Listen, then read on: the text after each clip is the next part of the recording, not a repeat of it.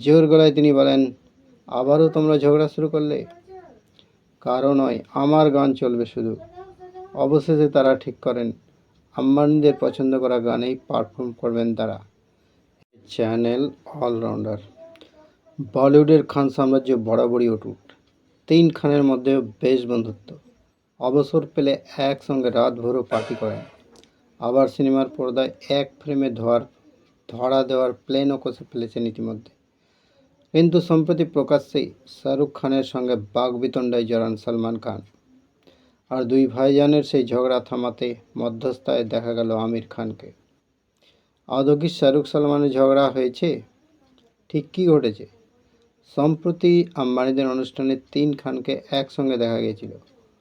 হু হু করে ভাইরাল হয়েছিল শাহরুখ, সলমান এবং আমির খানের নাচের ভিডিও। অনুরাগীরাও ততোধিক উচ্ছ্বাস প্রকাশ করেছিলেন। কিন্তু সেখানেই শাহরুখ সলমান জড়িয়েছিলেন কথা কাটাকাটিতে, যাদের থামাতে গিয়ে মধ্যস্থতা করতে হয় খোদ আমিরকে। কী নিয়ে ঝগড়া বাঁধে তাদের? অনন্ত রাধিকার প্রাক বিবাহ অনুষ্ঠানে আসলে শাহরুখ চেয়েছিলেন তার সিনেমার কোনো গান বাজানো হোক, কিন্তু উল্টে সে একই আবদার জুড়ে দেন ভাইজানও। দাবাং ছবির গান চালানো হলে রেগে যান কিং খান। ব্যাস অমনি দুই বলিউড সুপারস্টারের মনোমালিন্য শুরু হয়। শেষমেশ রণে ভঙ্গ দিতে হয় মিস্টার পারফেকনিস্টকে।